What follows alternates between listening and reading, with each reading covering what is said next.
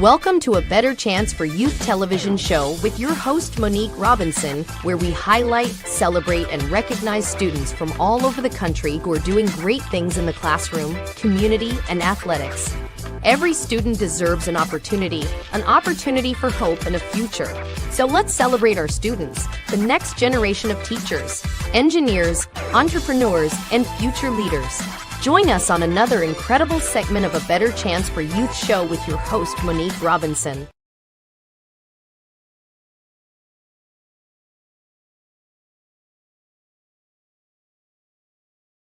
Gonna lay down my burdens down by the riverside, down by the riverside, down by the riverside. Gonna lay down my burdens down by the riverside.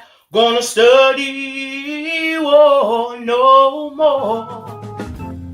Someone asked me, what does history sound like? I said history sounds like 9 months, like birth of a new life, like a calm whisper over a cradle, sweet melody over a tight beat.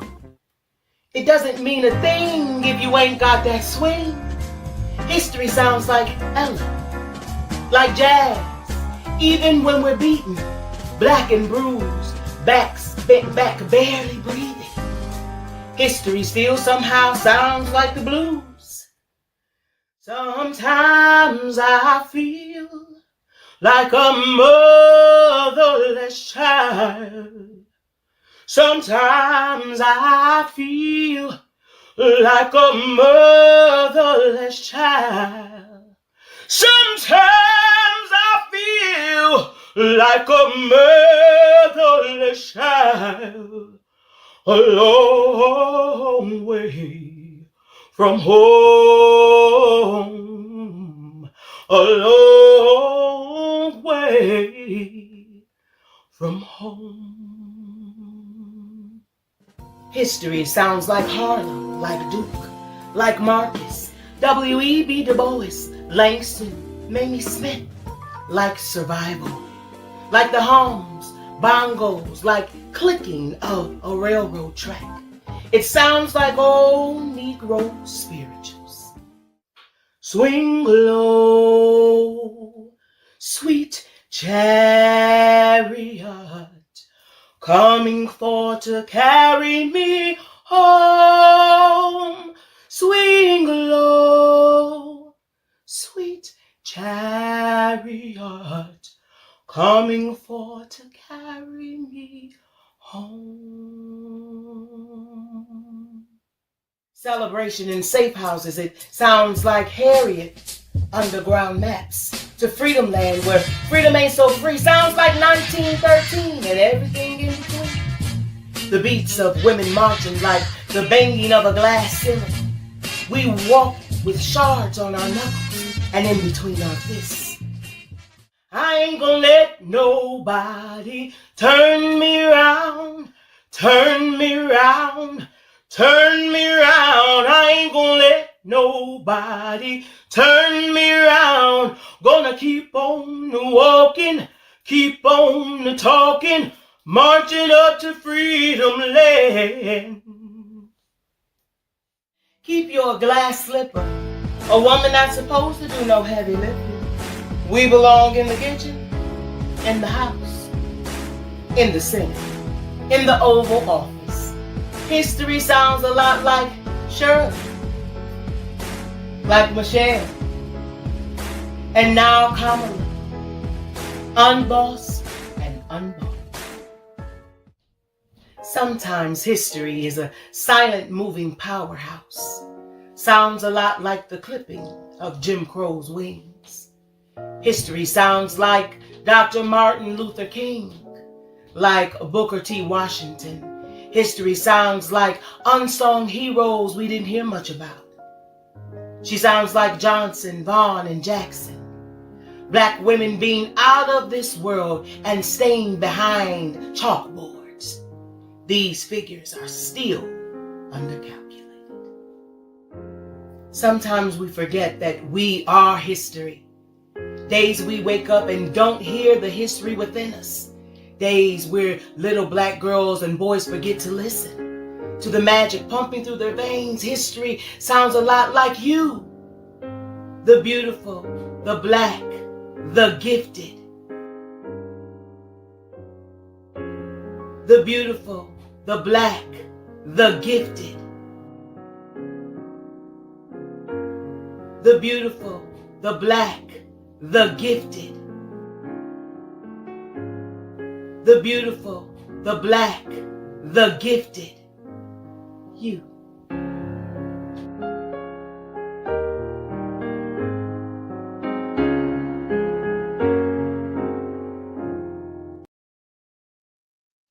Good evening, everybody. And I know we didn't start the show like we normally do, but today is the last day of what they say, Black History Month. But if you know us here at A Better Chance, Black History is 365.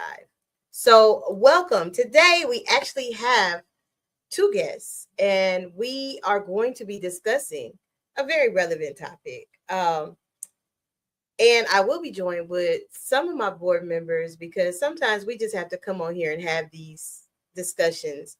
And so I have Dr. Gaucher and I have Pisha Mabry today. Hey, Dr. Gaucher, how are you? Hey, P. So welcome. How are you, ladies? How's it going? It's been a long month, Everybody wants to learn about something Black in 28 days when we're Black every day. So it's been a long month for me. That's understandable. I mean, I do 365, so I don't know if you all do. I do 365. Yeah. Dr. Gilshay, how are you doing today? Good. It's been a long day for me with the San Antonio African American Authors Book Festival. So I was very proud to be a part of that, and thank you, Dr. Robinson, for definitely being there to support. So that was I'm very touched. So and honored. Oh, well, I had a good time there. Y'all know, I got super excited, not because I was there to support and be kind of incognito, but it was a person there that y'all know how I love my school. I thought I was bad. She had NCAT earrings, t-shirt, shoes. I think she had socks too. But I said, look at that. I am not the only person. So it's somebody worse than me. Well, not worse, but we love our school. We can't help it. So today, it's kind of a non-traditional show because sometimes I have topics that come in my head, and then it's like, I really want to process this because we live in San Antonio, which is already different. It's different, and I think I volunteered with Pisha this year for the march, and I still have this question in my head. So it's like, are they going to answer this question or not?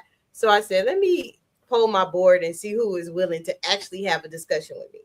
So my overhead question, and you both, you all can tag team, we can have a discussion, however you want to answer it. But have we really overcome anything? Or are we still rising?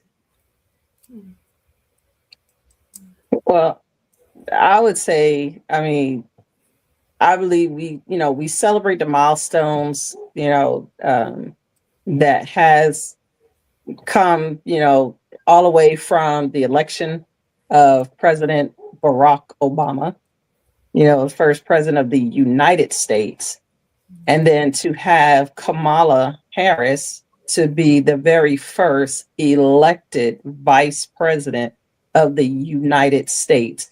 To have lived to see that, and to, with my children, having to have told them over the years, you could be anything that you want to be, just strive, and education. And to see it, that's a milestone for me. That's fair. That's truly fair. I can agree. I remember, I think I was in Florida when President Obama had won that election, and to see, how many people actually wanted to get out and participate in voting, how many people were actually excited about voting. And then now we look at it as like, oh, my vote don't count. It doesn't matter. You know, is the attitude a lot of people have. And I'm like, so did we overcome or we going backwards? You know, which Well, go ahead. I'm sorry. Go ahead. Oh no, go ahead. No, finish what you have to say. No, I was just gonna, add, because I kind of went over some of this, and for me, I celebrate the milestones, like I said, of having witnessed the African Americans elected, for president of the United States. But also, I remember when Jesse Jackson ran for president, and my siblings and I were leaving church, and we saw a multitude of people marching down Lenox Avenue in New York City.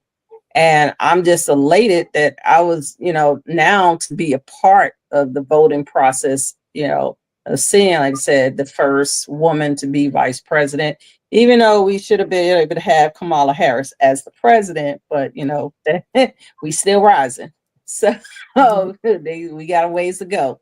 But the accomplishment of being a part in history of seeing Black people willing to actively vote and not sit back to see what happens. So seeing that mindset shift is I think we're moving in the right direction for that. But I believe that folks still need to understand that it's not just about the presidency. And I think that's where we're getting that hang up at. You have to vote for your mayors, your councilmen, your congressmen, your senators, and these judges. That's fair. That's fair. Keisha, what's your take on it?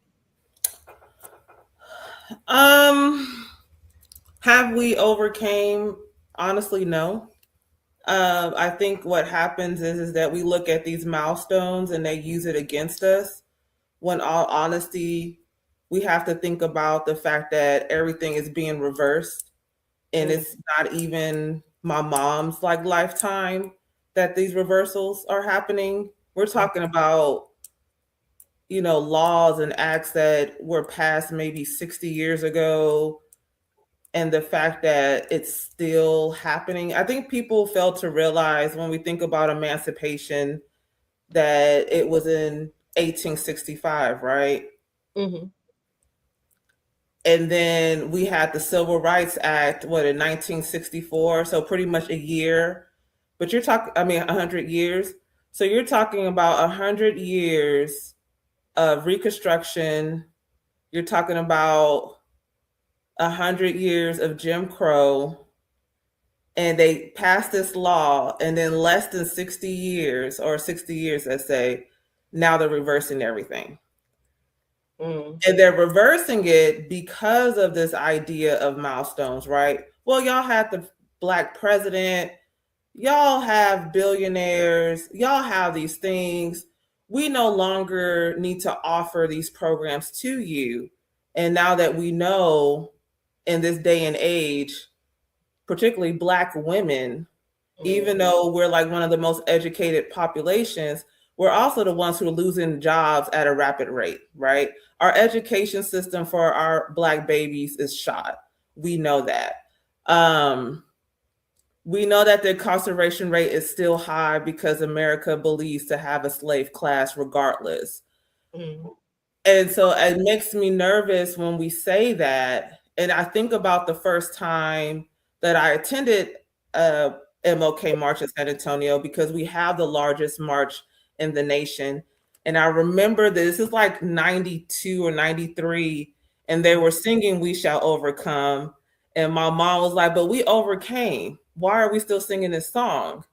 And a couple of years later, we have someone named Bill Clinton who signs a bill for mass incarceration in order to build the slave class once again. And so I kind of grapple with the idea of, have we really overcame, or do we allow the limited access that they give to us, and because it provides us a certain lifestyle, we think we're okay and we think we're good. So I think about the fact of Black rurality. I think about the fact of urban life, I think about all those things in the intersectional lens and ask myself, have we really overcame? And I could honestly say we haven't overcame at all. We still have to fight the fight. And so I need the folks who are living this lifestyle of being comfortable to start feeling uncomfortable, and it's time for us to fight. We have a huge fight that we have to do. If we could see the fact that monuments are being torn down, history is being hidden once again because they are afraid of white fragility, I'm just concerned about this idea of saying, yes, we have. I think we're going backwards, and it's kind of scary that I get to see this in my lifetime. Well, I would like to, in a sense, kind of counter some of that, because what has happened is we are finding creative ways of how to fight and how to change these socio-economical statuses. And so, like, I've seen some stuff that I had never heard of, where now when you have the HBCU cards, we're finding a way to still educate.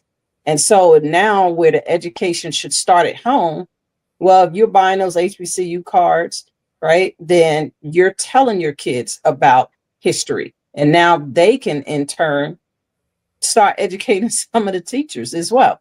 So, but there are different ways in which African Americans are being more creative. We're using more of our creative way of educating our children, our youth, our community to reunite it, because it seems like the only time when we really start banding together is when we have to fight.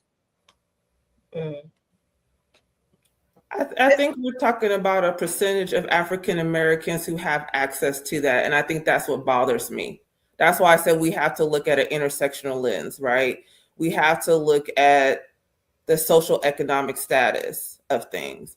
We also can't make an assumption that everybody has this opportunity to be introduced to certain things.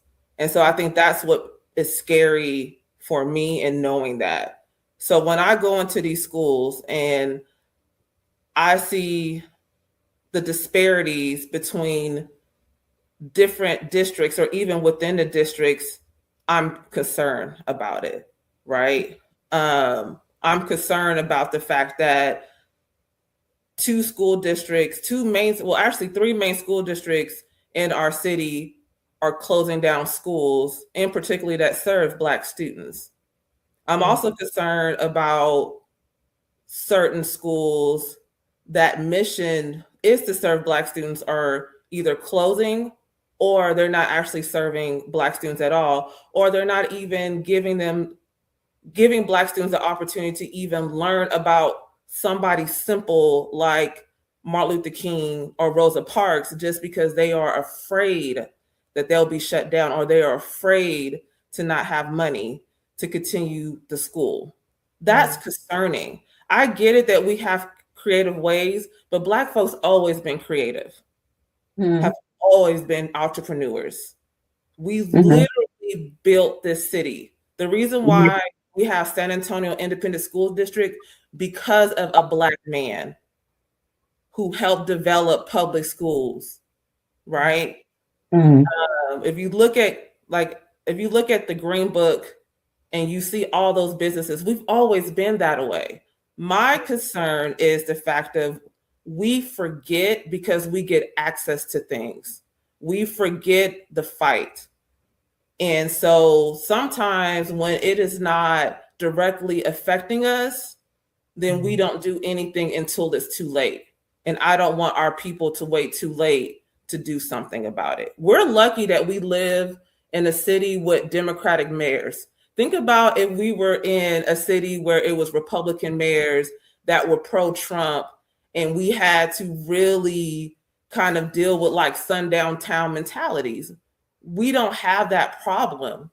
So I think that is my concern when I talk about we haven't really overcame, because I'm looking at the social political aspect of what is happening with our community whether if it's in Texas, whether it's in San Antonio or nationally, we're seeing a decline in a lot of things. And so that's what my question is. Well, you both have given some really, really good insight. But we have to take a quick commercial. So we could go into question 3, but you all done, yeah. Two. I'm like, question 2. You see that? You shouldn't have academics, because Dr. Gaucher is putting me in the hot seat right now. You should have academics on here, okay? First of all. I mean, most of the time when we on here, we be so silly, you know, to give people a different spin. Like, oh, they really are, you know, they really can't have an intellectual conversation about this. Stressing me out right now. I'm like, God, I said, "Ooh, Keisha going in. This her topic." I said, "We gotta." Woo. Are you interested in attending an historically black college or university? Hello, my name is Robert Mason. I'm president and founder of the Common Black College application. Our application allows students to apply to over 50 historically black colleges and universities at the same time for only $20. HBCU graduates have been some of the most renowned individuals in their respective fields since the late 1800s. In addition to that, our faculty and staff are truly committed to your success, and they have a vested interest in seeing that you do well. That, coupled with the academic rigor and the fact that you will establish lifelong relationships, are just some of the many benefits of your attending an historically black college or university. So if you're interested in completing the Common Black College app, visit our website at commonblackcollegeapp.com to apply now. Thank you, and get educated. Celebrate the excellence of HBCUs with the HBCU Trivia Game. This board game provides an exciting and educational way to learn about notable alumni, historical events, sports news, and more. This trivia game is sure to be a hit and perfect for college-bound youth, alumni, and the entire family. Don't miss out on this opportunity to support, educate, and entertain Get the HBCU Trivia Game today. Go to hbcutriviagame.net to order. Welcome back. I am here with 2 of my board members, and usually I know we usually have very rarely have these type of conversations. Let me just say it like that. We usually are silly, fun, play games, but today we are strictly business today, and you know, Dr. Gaucher and Keisha had me worried for a minute because I'm like, oh, they about to go at each other. So I kind of felt bad. But so yes, they are still here, and they made me skip a question.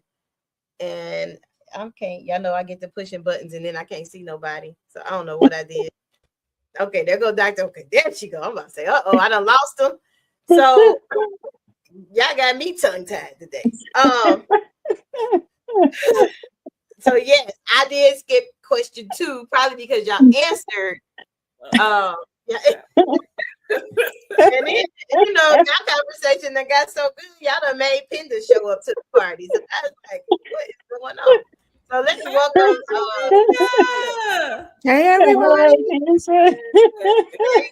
Penda, they in here showing out, girl. Oh, I'm right on time. Girl, they in here showing out.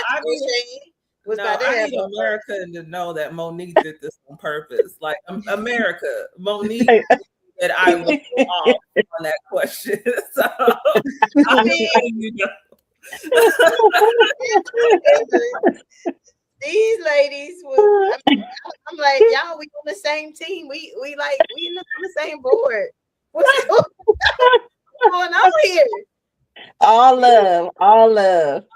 Different philosophies, different philosophies and epistemologies. That's all. Okay. So I'm gonna ask this next question, but y'all, Penda, at least we got a person in here that can, you know. I had to skip. I'm on question 3 because of okay. So the next question that I have for our ladies, leaders like Martin Luther King and Rosa Parks demonstrated courage and unity. what does unity look like in our families and communities today? How can we continue? The Pisha already thinking. I see that head going. Building strong, supportive environments for future generations. That was so really it's like, what does strength and growth look like in the community? Well, I have previous generations were prone to violence when moving into predominantly Caucasian neighborhoods. Socioeconomical status improvement is more reachable. Throughout history, when African Americans innovated something, their achievements were buried in history. Knowledge is more accessible because of the internet. Today, we are able to publicly acknowledge African Americans that are making positive impacts in their communities and beyond. And access to college is more attainable because of scholarships, grants, and my least favorite, loans. And the schools do need to do better in getting the information to students wanting to attend. Okay, Dr. Gaucher. I don't know. Come on with it. Come on, ring it. I will say this. Can we first give it up to Claudette? Let's raise her name up. The original woman who said, "I'm not gonna get up." Okay, you back the bus. Who? What? Okay. So I would say this. You're talking about the family unit, and so we really need to talk about the fact that the family unit, especially when it comes to African Americans, has been displaced since we were brought on this continent, right? That's true. And so it's always been an issue with us of them strategically making sure to break up the family unit. And when we, as Black women, fought for welfare, because a lot of people don't know, welfare was actually for white women, particularly veterans' wives. And so we fought for that because that was a part of the civil rights. Like, why are we living in destitute when these women are able to have assistance from the government? And so when the government decided that, hey, you could get assistance, but the father can't be in a home. That's true. That killed the unit. Now, I can't say this, is that we as our generation have allowed ourselves to step back from the church because of the internet. Like Monique knows, I'm bedside Baptist all day, every day. But once we kind of stepped away from the church, once we stopped having, Black schools, once we stopped coming together as a community to raise children and things of that nature, I think it really, weakened the familiar unit. And so we need to go back to those principles. We need to go back to our African principles of how we raised our village. And so that's what I think. And I'm just going to leave it alone because, she's going to come from my neck. I mean, you just had to be here for that first question. I'm gonna go back and listen. I'm gonna go back and listen. I'm sorry. I was late. I had to eat something before I got on here. With these two, I think that hunger got me militant today. Yeah, can't show up hangry to the work.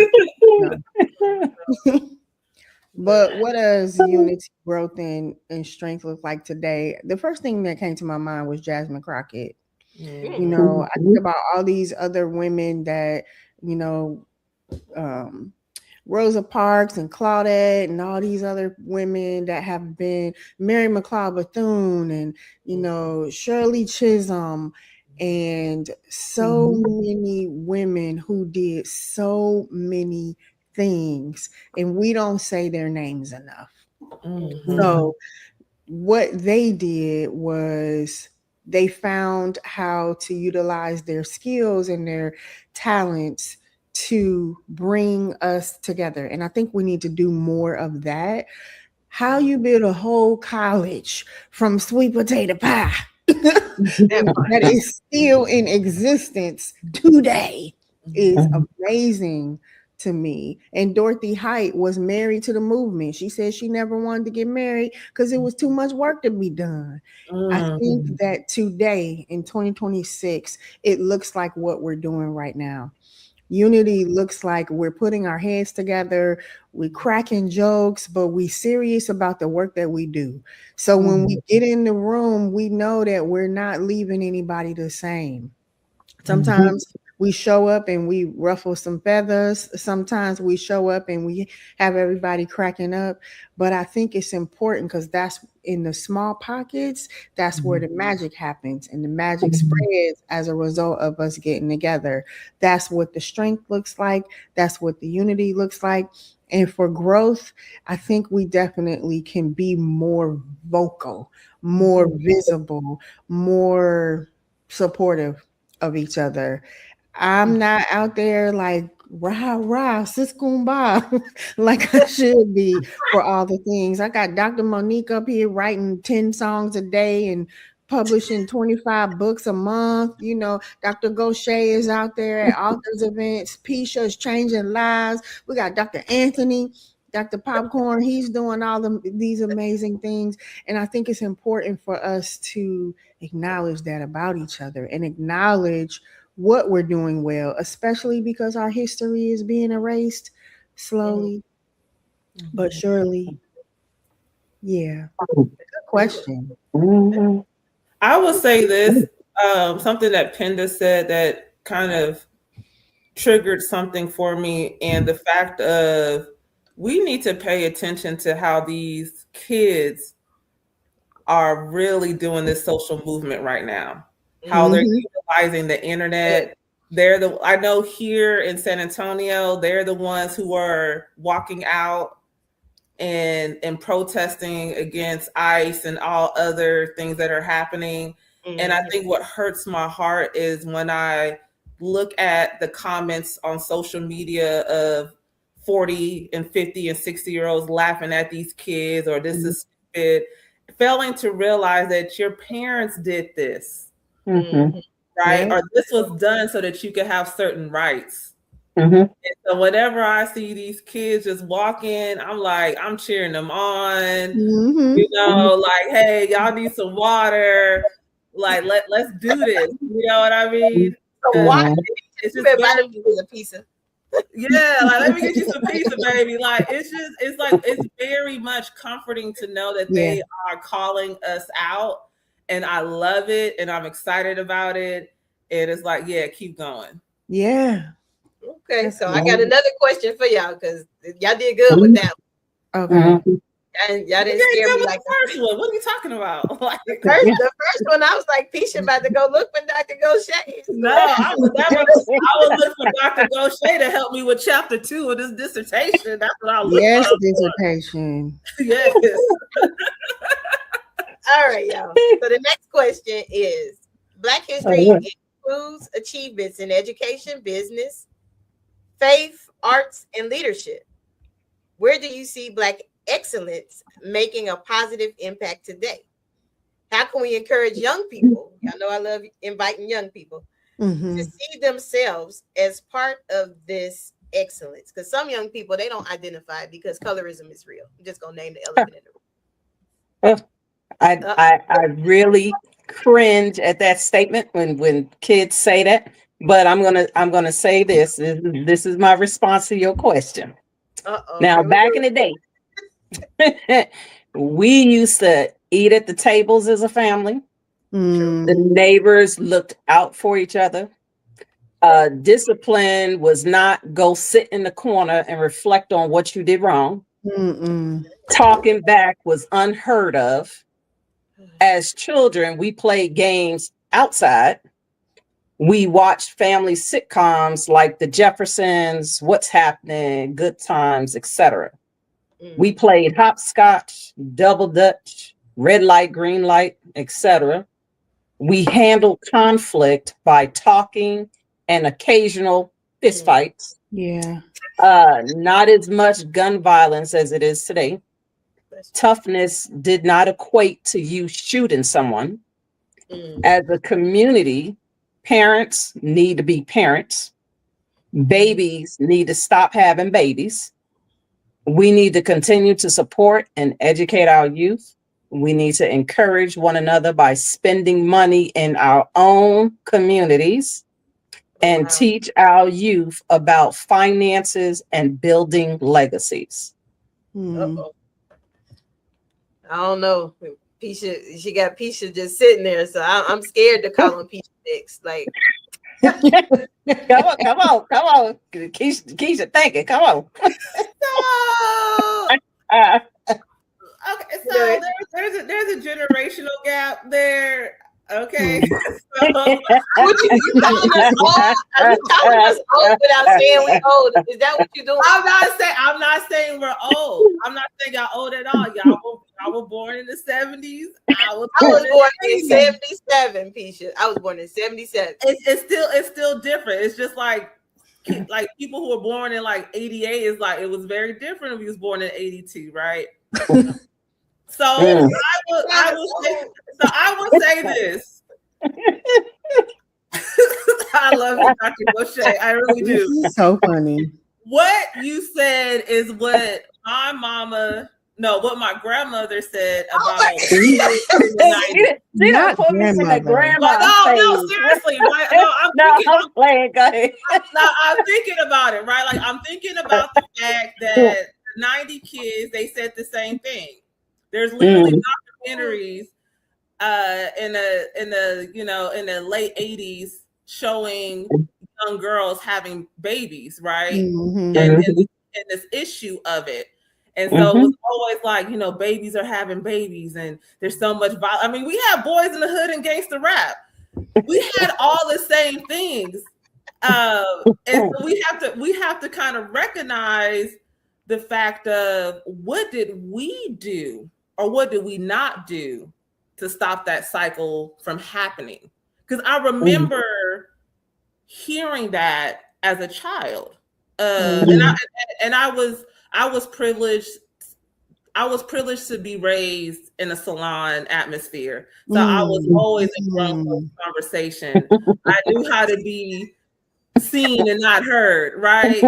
I remember exactly what Dr. Gaucher said. I remember that, and then I catch myself saying the same thing. When I was a kid, I was outside. We had like Nintendo, and we could play it every now and then. Like all these things. What's going on with this youth? And then I had to stop myself and say, it was the same in the 90s. It's just that now that I'm older and now I'm questioning why I didn't help fix the problem or what am I going to do now to fix the problem? Because now it's my responsibility. You know what I mean? So it's like one of those things of when I was in 6th grade, I went to 2 baby showers in 6th grade. Wow. Babies was having babies. Yes, babies was having babies, right? So it's like baby shower, 6th grade. There's still that's still an issue, but we haven't figured out how to fix it yet. But so what are we going to do to fix it as change agents? What are we going to do to fix it? That's true, because our school in high school, I remember them having a separate wing for kids. Well, students that had kids. Like it was a girl pregnant at graduation. I mean, I ain't gonna lie. I love my parents, but my parents, they were strict. And I ain't gonna offend her laughing because she was bring back the paddle. Lord, just enough to get in trouble, but not go like completely over. Because I click. Like my parents, they believed in spare the ride. Like that was. Yeah. But my parents telling my niece she's in the 4th grade, and I was telling her like, you lucky because if Daddy was alive, he'd have been up at that school. you could be sitting in class and he just walk in. That part. Yeah. So it's different now. That you can't just walk into school no more. You can't just you No, can't do the yeah. same Yeah. things that we used to do back in the day of safety precautions and things like that. But I think that the way that we incorporate young people is to ask them.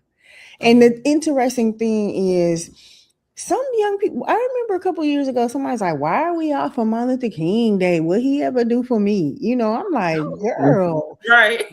she's like a junior in college now, but back then she was just like, I don't understand. We're not teaching about what excellence is anymore. Daddy used to make us sit down and watch Lou Rawls every Oh, year. That's why we all went to HBCUs, because he's like, all Parade of monkeys, Stars. and you gonna watch this Lou Rawls parade Yes. of stars. Yes. We don't have that same. We don't have speech contests, and That we're not part. doing parades with drill teams no more. Like, we're Mhm. not doing things like that Mhm. show that it's okay and it's important to people. I wonder if people of the generation now understand how significant Jesse Jackson was. Well, Girl, Mhm. I almost got suspended. well, I have a question, Penda. I wonder if my generation understands how important Jesse Jackson was. Because Oh, if my generation, if millennials understood how important Jesse Jackson was, Mhm. and they instill that in their children now, yeah. it would not be an issue, or the issue would be smaller, right? So that's why I'm saying, like, I tell my mom, I said, you're a civil rights baby, but in the 70s, y'all kind of like didn't pass the ball to us. Yeah. Mhm. It kind of dropped like between the. It kind of dropped in Dr. between. And, Yeah, so now it's like it's our job to Keep hope alive. It's like, I'm gonna let you know, Jesse, he has I am somebody. ass. But let me tell you something. That dude can rhyme. Like, Yeah, he did. make you feel powerful being black. Like, Yeah. Did Yeah, he y'all was. did y'all watch Joe's College Trip, the movie, the Tyler Perry movie? I haven't watched I it. mean, it had some parts in there that I was like, okay, we could have left this out, Jesus.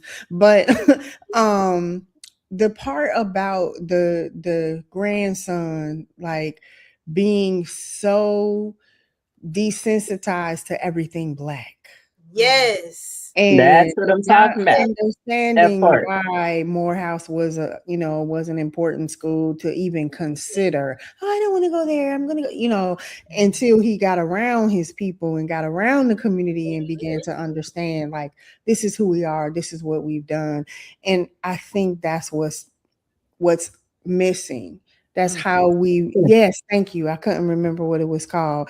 If we could do more of those real life immersions, Yes. then we can shine the gems. Oh yeah, I remember when my kids were very young, and the thing is I wanted better for my kids, right? So I didn't raise them in the hood. I didn't. I'm sorry. But the thing was, they went to some of the best schools, but with that, they found themselves, they was the only one, right? But I made sure that, like, when there were black events, so because we lived in Colorado for over 20 plus years, but when there were black events, they got to meet the Tuskegee Airmen in person. So every time when there was something that would educate them, I made sure that, oh no, we're gonna sit you down, we're gonna talk about this. I remember one day my daughter came home and she told me that she hated the fact that she was black. And that was very, very disturbing for me, because as a mother, and I'm single mom, 4 kids, that was very heartbreaking, because I'm thinking that I'm trying to set the example of raising my kids, doing the best that I can, providing them in the best neighborhoods that I could. And for her to come home to say that, it put me in kind of a disheveled feeling here of, okay, do I take them back home to New York so that they can see what the ghetto is like and that kind of stuff so they can appreciate it? Or do I continue to keep them safe? I mean, that's really what it boiled down to for me. So what I did was I began to research some things like there's an unknown author where it tells us, what would the world be like if there was no Black people? Yes. And so I made all of my kids read that. Okay. Right. And I would bring that up every now and then, every time when they would seem like they acting like, oh, I don't like that I'm not Black because my hair is a little more kinky than, the Caucasian children and stuff. I'm like, oh no, because we can style our hair. So I made sure that I did my daughter's hair, and to the point that when she would go to school, they were like, oh, who did your hair? Oh, can you have your mom do my hair? That's how I made it, because I had it was like I had to hit where I saw there was a need. And so when I saw that they were not feeling proud of who they were, I had to remind them. And I told them, don't you be a follower, you be the leader. You set the example. If they think that you're different, great. Because you are different, you're going to find that they're going to start wanting to follow you. So if you dressed more appropriately, like you about something, guess what they're going to want to do? Yeah. They may talk about you initially, but I promise you're going to be the fad. So that was the thing. So now all of my kids carry that trait of being a follower. Being a leader and not the follower. So when they walk into the room, they own the room. And that, they attribute some of that to my militant style in a sense. But, hey, being a single mom with 3 boys and 1 girl, I had to be strong. Had to be strong. Well, ladies, y'all making me skip all over the place, but I am on our next question. When you hear the phrase still rising, what does that mean to you personally? Is it rising about education? Is it rising about faith, financial stability, kindness, leadership, or something else? What is one way each of us can continue rising in our own lives? I got them quiet. I think I might. Oh no, I got you. I came prepared for this. Okay, I read them questions. I'm prepared. I'm telling you. Okay, to prepare. I have to go off the dome. Yeah, she got notes and stuff. Hey, look, I ain't had much time, but hey, I'm with you. So I'm gonna start you off here. Y'all come on back a sister. He'll be out. So, here we go. So I see Black excellence making a positive impact by creating business opportunities and being a role model for our youth and others that are secretly watching you behind the scenes. Continue to provide programs that will keep them out of the streets, provide affirmations to remind them of who they are, and celebrate their achievements. If we can talk about when Joe Smo got killed, we could definitely make a big deal about our youth scholars. Now, I would be remiss if I did not put this out there. We need to remember to pray one for another every day. If you have the means to help your brother or sister, do it. Remember, God will reward us. Do good even when no one is looking, because He knows all and sees all. And last but not least, you do not know who is watching you and taking notes on how to walk in your shoes or be better. And I'm going to turn that over. I'm still rising. Yes. Keisha, you ready? Come on, Keisha. Come on, bring it home. Yeah, so I'm going to say this. I need y'all to read. Mm. I need y'all to read. I need y'all to do deep dives in history. Mm. I need y'all to read folks' diaries or journals. I need you to go to the archives and look at like the Northern Star. Mm. Yeah. I need you to understand the difference between Booker T. Washington and W.D. Du Bois. Indeed. Are you a talented 10th or not? Right? Indeed. You gonna walk over that. You gonna walk over that like really? You Italian? I need you to watch the original Roots from the first all the way to the 12th. Not the one where they had the iPhones on BET. I need you to watch the original Roots. And then I want you to watch Queen. Because she was Negress. She realized that she was Negress. Like, I need you to watch all of these things. I need you to study it. And I need you to develop the plan. Wow. History is what's going to help us get further along as we are rising. And I think what happens is that we try to reinvent the wheel. And our ancestors who survived, not the ones who died, but who survived it, they're the ones who gave us the blueprint a long time ago. We need to be abolitionists. So guess what? If I want to be an abolitionist, I need to read Frederick Douglass. I need to go back to Harriet. You know what I mean? So that's what I would ask people to do, is to go back and actually start reading.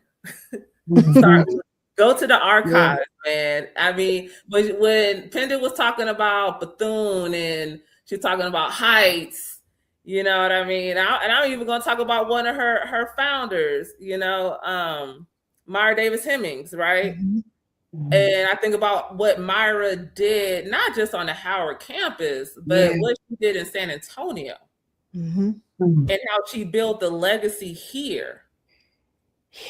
That is the kind of things that, like, even just go to your local heroes and you will be so proud of your city. And so that's one of the things that I would say needs to be done. Wow. Regardless of your affiliation, just read it. Just read it. Just try to understand it. I'm with you on the reading part. I don't know why. I was so disappointed when I saw a young lady. She had written her first book, and she did her first book signing, and she promoted, and she put this story on Facebook. But she said she promoted, and she was so discouraged because nobody showed up.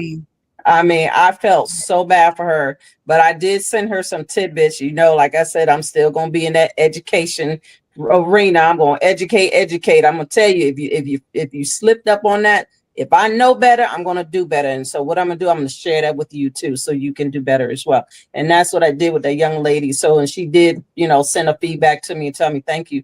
But I'm going to tell you, I mean, it was just so discouraging. And it just goes back to what Keisha was saying. We have gotten to a world where we just don't want to pick up a book. We don't want to read nothing. We want to go on nothing against Kindle, but I'm just saying, you improve your vocabulary when you read. So, and that's just, when you find yourself, when you get upset, you can express yourself so much better by not using all of the F-bombs and all that other stuff by your ability to read. One of the most comical things that my daughter, she's 35 years old, and I'm going to tell you, when she gets mad, how I know she mad? When she start using those words that you got to look up in a dictionary. That's when I know she pissed off. So, and folks sitting there looking at her like, but I remember it goes back to something that she reminded me that I used to say to the kids all the time. I said, no, I want you not to sit up here and act like the typical, what they stereotype us to be the angry Black person, but I want you to go in there and talk to them to the point that they are looking at you dumbfounded. And they're like, what did she just say? Did she really call me stupid in English? And that is exactly what my daughter does, that everywhere she goes. So it's like, they're like, well, wait a minute, she's not acting like the typical Black person. She ain't going off and doing the head roll and all that kind of stuff. No, she's looking me dead in my face. She is commanding the room. She is not angry. She's not raising her voice. She is talking to me calmly. So that is more scary. And she's using some words I do not know. Did she really call me stupid? But yeah, You actually agree with me on this one, y'all. No, yes. I will say this real quick. So I work with a lot of youth, and so I always talk about Mary Lillian Sutton, who was 14 years old, and she actually was one of the organizers for the lunch sit-ins in San Antonio. And so I talked to 14-year-olds, and I'm like, she was 14. 14 when she was doing that. Wow. You know what I mean? To the point where Jackie Robinson mentioned her when he was working in Austin at Houston Tillerson, like, you got kids who are organizing protests in San Antonio. 14. That blows my mind. That's Black excellence. Yeah. So what are you going to do? I just need you to read a book. Right. An unedited one that they haven't banned from the libraries. Go get the original To Kill a Mockingbird to learn something. I understand. So we have to take a quick, because we coming to a close. So I'm gonna give y'all closing reflection. I'm gonna let Miss Pender go first. You know. Yes, come on, you start us up, Pender. Okay. After the break, I'm gonna read y'all closing reflection. Okay. All right. What if your greatest breakthrough was on the other side of your story? Inspire Me Moments, Living Out Loud with No Regrets by Anthony Harris Brown isn't just a memoir, it's a mirror, a movement, and a map to becoming who you were meant to be. Through raw honesty, spiritual insight, and empowering reflections, you'll unpack your past, embrace your scars, and rise stronger. This book is for the dreamers, the educators, the men learning to breathe again, the women reclaiming their worth, and the leaders who lead with heart. You'll find real stories of trauma and triumph, tools for healing, and moments that remind you, the cape was never in the closet, it's always been in you. Inspire Me Moments. Live out loud with no regrets and all heart. Get your copy today everywhere books are sold.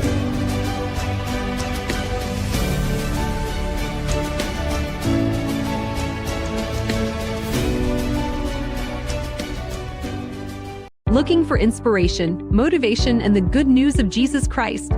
Look no further. The Daily Gospel Network has what you need. With more than 300 ministries from all over the country broadcasting every week, you're sure to get your dose of spirit-filled encouragement from the great programs on the Daily Gospel Network. Catch the Daily Gospel Network on Roku, Amazon Fire, Apple TV, all mobile devices, and the internet. Welcome back. So we have had a very, very good discussion with my board members. They volunteered for this, but they scared. That first question almost took me out. But I truly appreciate them, because everybody's so used to us being silly. So when we be serious, they probably gonna look at this like, are these the same people that was playing? we educated, but we silly too.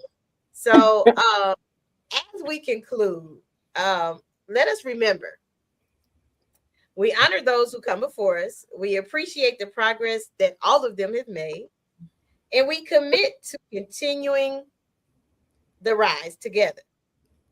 Black history is not just the month of February. As you are watching this, I challenge you, do like I do, 365. When I have my classroom, I just put a Black history fact on the board every day, and it used to drive everybody crazy, if you know what I mean.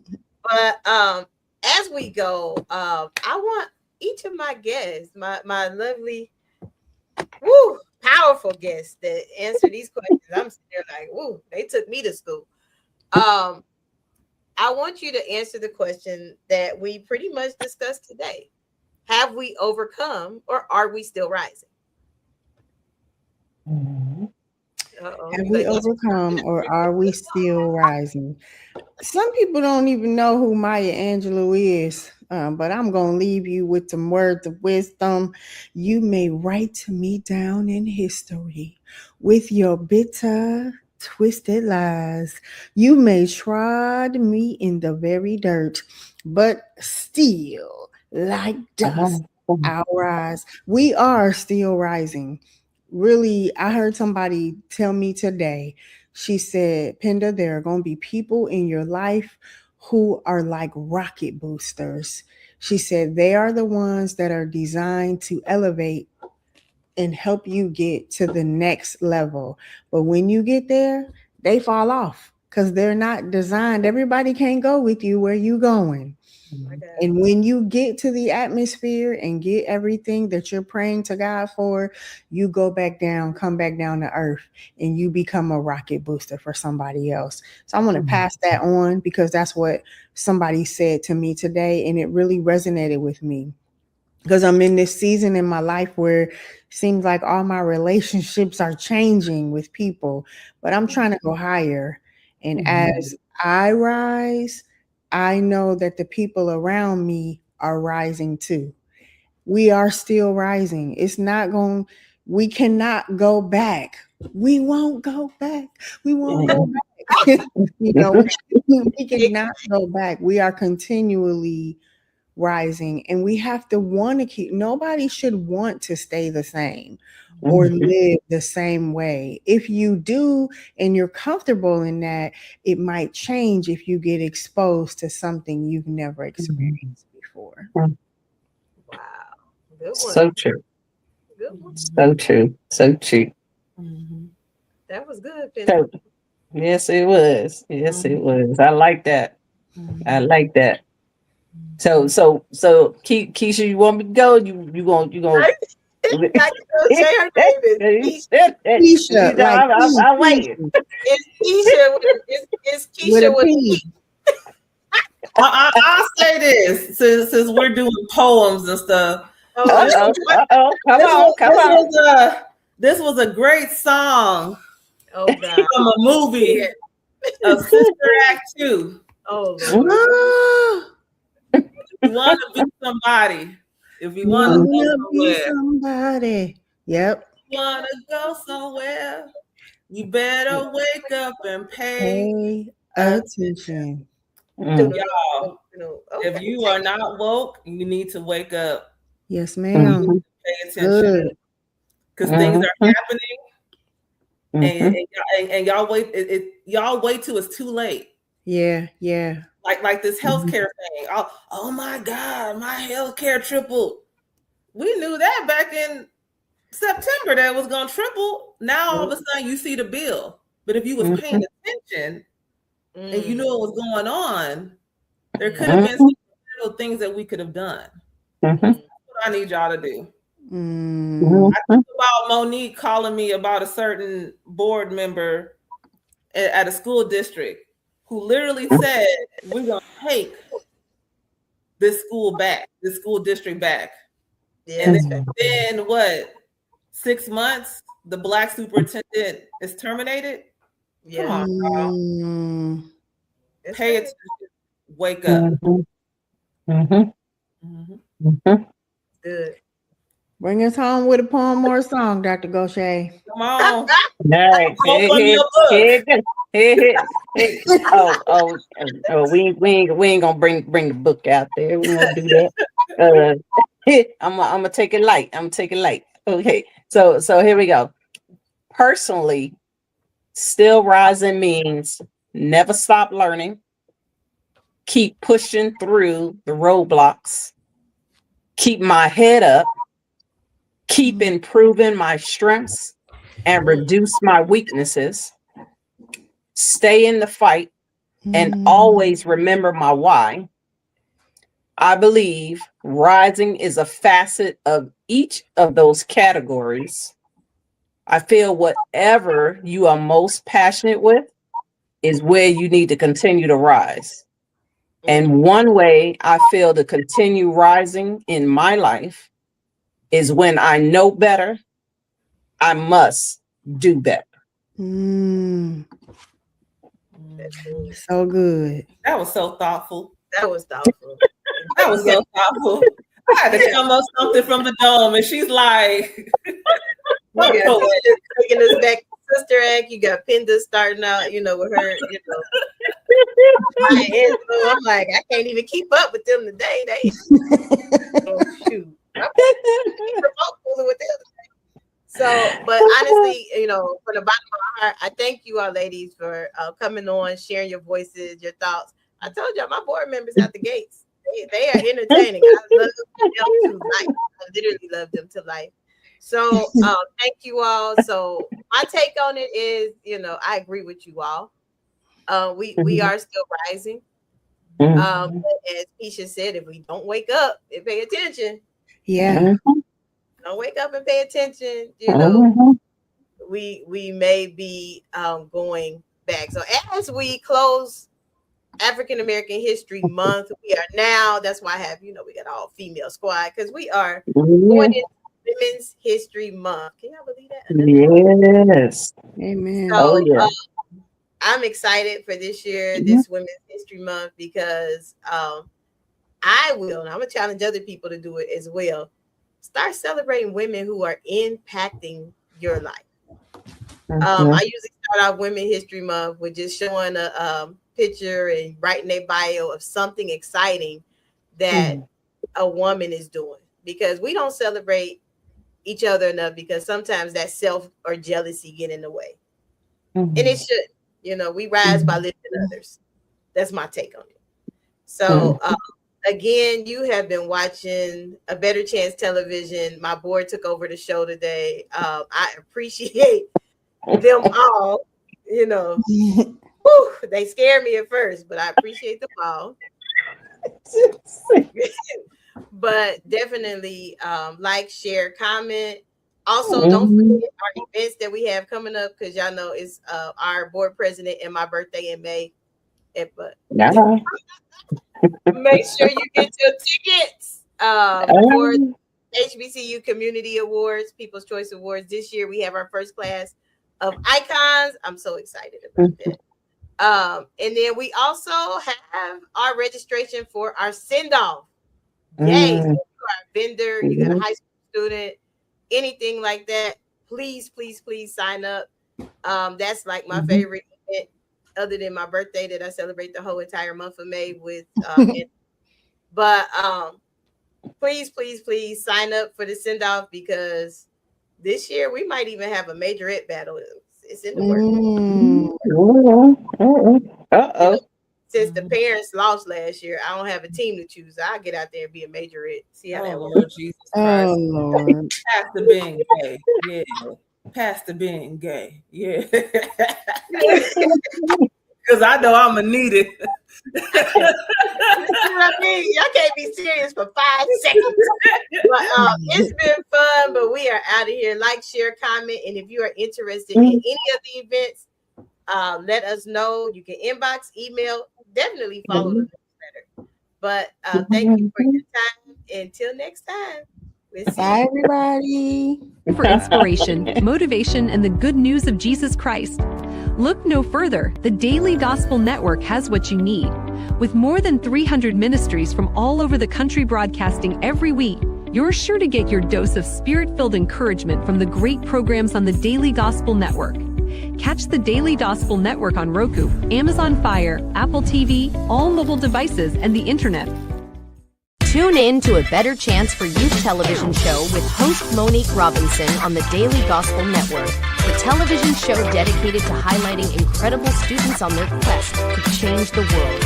Join us every week as we uplift the youth and help them on their journey to the bright future they deserve. Catch A Better Chance for Youth television show with host Monique Robinson on the Daily Gospel Network.